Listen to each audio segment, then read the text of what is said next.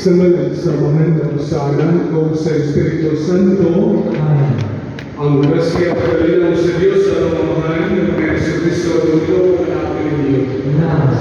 May ekso na dala sa pinakabindi, alam niya ang Santos Luisa, hinihiling nas, kaya kumain sa isa na may hiling na pag-imuan ng sessions, bali Sir Julius Puriapoy, ato yung puso ito kung dahil hapon ng mga sakit at kalabihan, maulian kang ibalik ka sa atong maayong paglawas, at ibalik ka sa atong naandal na mga bulungan magagalaw.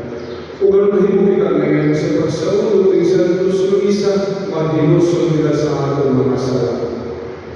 Nagag-umpisa na po sa Diyos ng mga pagkakamusta namin, kung tayo may iso na baka sa kuyamon, sa mula-mula sa pulong sa buhat, sa walang pabuhat sa inanang muhaton, kaya ang sarap, ang nag-umusala. Usa na po yung mga Santa Maria ng Malayang Ulay, sa Angel ng mga Santos, kung tayo may iso, ang tingnan po sa inyo mga atong Diyos.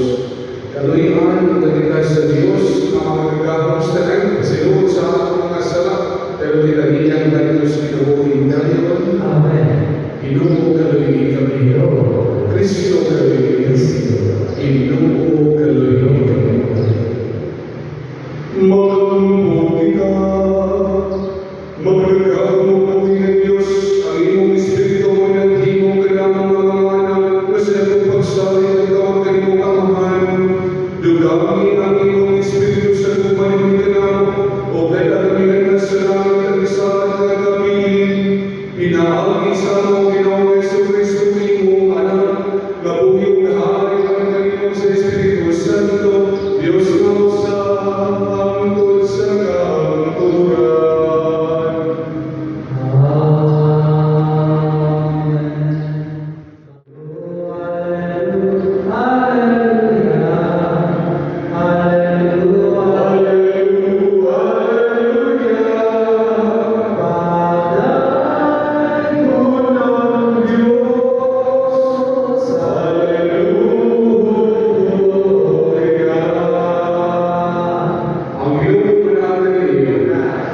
Ang Santos Evangelio sumalang San Mateo. May binilang mga tao na nagdalang mga bata nagtukan Jesus sa kanyang kapiun kanila ang iyang kamot o matampo ang kanila. Abay kinasapaan sa mga tinunan kantong mga tabuhanan. Si Jesus iyon para kanako ang mga bata o ayaw sila pugi kaya ginarihan sa langit ila sa mga sama kanila. O iyang kinapikon kanila ang iyang kamot o kunya milanggaw siya. Ang Ebanghelyo sa Ginoo. Malingkod sa kayo, ayong buntag sa tanan. Malipad kita doon, ika-3rd Saturday na, ika-2nd Tuesday, o ika-4th Tuesday of the month, talagang tulog kahibaw na na si St. Julius. Instrumento sa Ginoo ay sumunod na pinatagan siya ang mga gasa. Di man na ito malimod na matapos na ito, pinahin na itong gasa. Kaya na ang Biblia, ang uban ayaw uwali, preaching, is also a gift.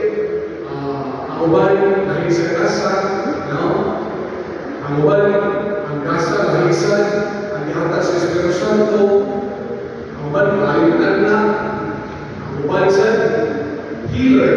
Mga di ka rin sumunod, kaya na ang dawat. Dili man ito parang sa Sir Julius, pero inasahan siya sa Ginoo. Tungkol ang eleksyon, maliban na nung mabisita sa kanya sa mga parokya kasi kita'y pagdun doon sa pining awihaw na layo kay sa kanya. Muna si Dito Pensyon na pining kaayuhan ba? Magsugod ba yan sa ating pagturo? Prerequisite to every healing is our faith. Ang ginuulo ni Magayong Bilagro sa tao na may pagsalit, sa tao na may pagturo, mabita na nagkagunay ka na namin yung klaro, kung manila na ako ng maluso, ulit na lang, kaya ulit may tapok mo. Na, kung ikaw, kailangan ng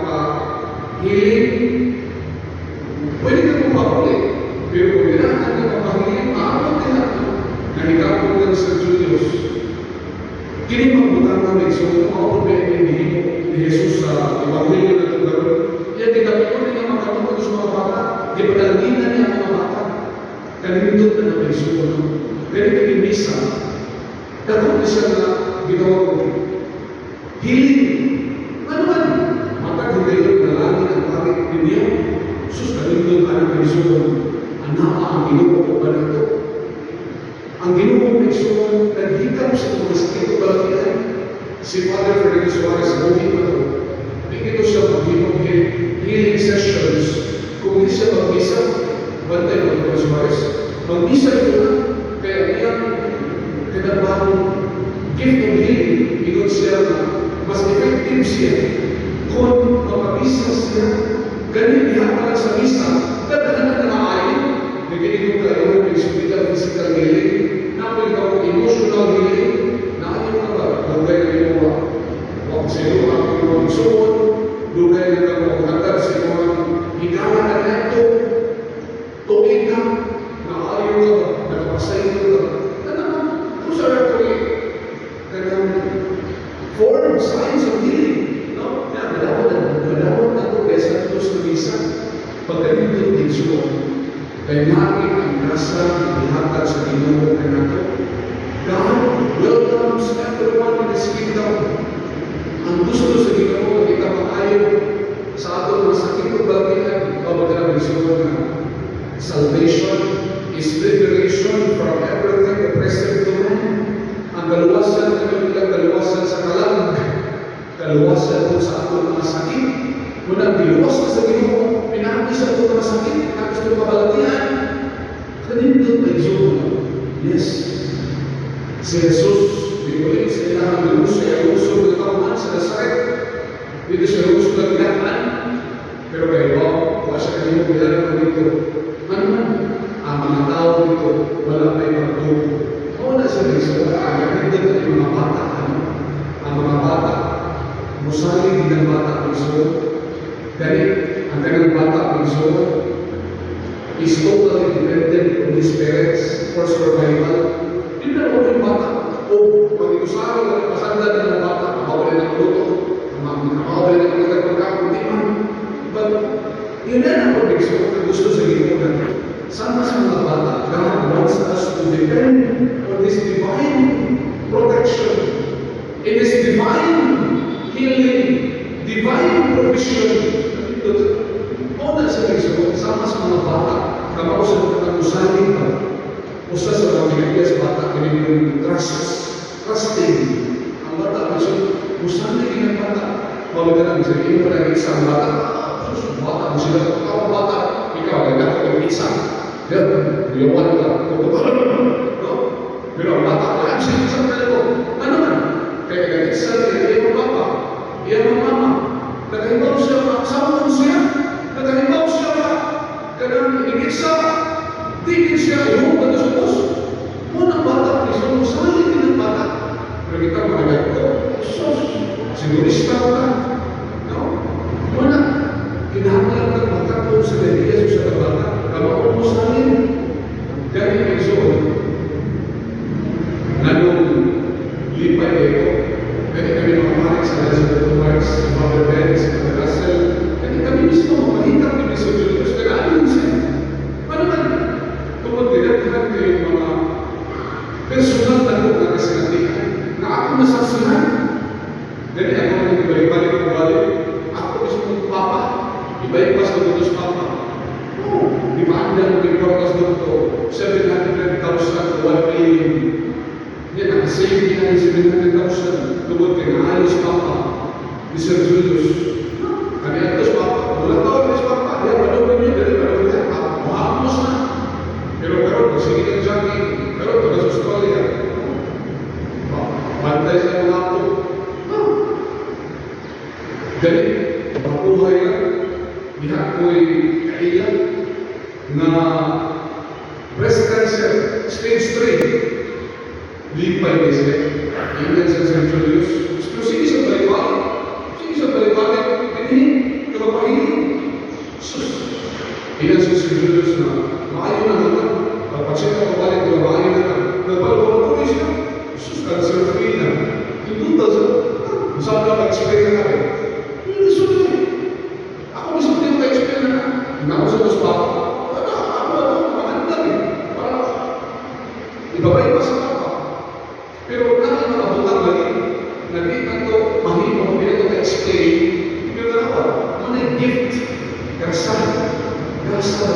sa Ginoo. Ganahan ako mga kasalangian na ganahan ako na-share with you. Akong brother-in-law, paano sa pangangod? Tumor. Binihigil sa tubangan niya. Ako ang mag-isip sa ginawa. Muhal sa konsulti. Kaya yan tumor, nagkagato. Sa kaya plano, sa kaya ginawa. Kaya ako sa taas, oras na kaya doktor na ba? So, hindi mahimo. Pero kayo pa ako, usap at daw na nagkakaan sa Diyos. Bisa nito sa umiho, kumanta na sila. Sus! Balipanin sa dinhi. Sige sa balipanin. Kaya pa ako sa kadaw na nag-ilinggo siya. Hindi gawas ng tumor. Ako gusto na gusto niya ilong. Ibong sa ilong mga sulod sa nagulungan sa siya. Di ba namin Francis nakasakit din po. So, nakita niya. Yan sa niya sa Julius. Imusir. Salamat sa iyong pagkantang niya. O niya, doon na siya sa Amerika. So, imusir. Hindi ko kaya natin. Kaya, ang biyahe niya, tayo, taas tayo, mamatay ko, yung kapag niya. Pero karoon, sus, mayo na tayo. Tungkol sa Julius. Una, kung ikirahan, magkalaw, tas sumunod na siya. Mga butang mga dito na explain. Pero kung magpasabi, i-share ko rin yun, ito ang kay, kung yung personal na itong nasaksihan. Ganyan ako, nag-isip ako sa English. Hindi na gusto ko yung pagkato. Last year ko, nasunod ang hiling din. Paano kung lang sa Amerika? Sus! Sakit ka yung back. Kaya hindi man na Ministry Julius kay Isang Disco, di ba? Kapahin sa healing session, yung sa ayos na tumar sa Pagkaya. Sir, ikakas ko sa rin. Hindi ko sa Julius. Ikaw ko sa rin. Naman lang ang asyo sa Amerika, bali mo rin. Bali mo ng tennis. Wako mo mapag-therapy, nandiyan ako mapag-therapy na ito. 3,000 ka na session. Sus, masama ka 3,000. Kada semana, nagawa ka tulong ko ng doktor. 9,000 kada semana. Si Julius, libre. Pero kung hindi mo matutunan kung makaulit, kung kailangan makapaayon ka, kailangan kita masali. Mauna siya, ang kalimutan ng isolador ng Sir Julius, wala ginagigay ko pala rin, ikatas ginoon. Siya mismo, pangpul kayo humility yung Sir Julius. Ano, biliban? Kabantay, konsulti sila, ilusunti ka kayo. Simple kayo tao. Lugay na kayo kahilan. Dito ko sa lupa na sign. Years ago, when my father was when the doctor recommended to have a tinus sa kumpaka, imagine, transfer na ako from Botopan, hindi ako sa Rosario, sa ikot sa Rosario, try ko pa doon, uyuban mo sa bawang sa mama. Sila yun, di ba? Si mama at tatay, na may mayuma. Imagine ka ng mayuma. Yung ako na kay 8.6. Sus, Julius mama na doon, kaya kung mayuma doon. Muna, every time na sa Julius, mga nahigit sila. Kung nagagas na grateful, ako po, imagine ka. Di ba ito? Imbis mo kasi kung ito, naalam na sila. Wala. Malimanin ka na, di natin yung nagtigong na. It has been open to new learnings. Kaya mga sus, kanina hindi na mga bata ng soul. Ganun. Because the children are teachable. Ba't yan mga bata? Dali niya natulungan ng mga bata. Hindi na pala sa kagad ko. Labi na matiguwag na. Kaya kita nagsisinta. Hindi na na mausap na mauna na fix na. O sige, kukuhaan na mauna nila. Lisod na nila. Mauuna ka ako. Dugay na nabaw. Binuha ka na. Tuloy-tuloy. Lisod. No. Intelligence is something that you can increase. Muna ka. Magkakantaw na doon ng makatunan. Hindi na mas makay. May sikota. Basta open to new learnings.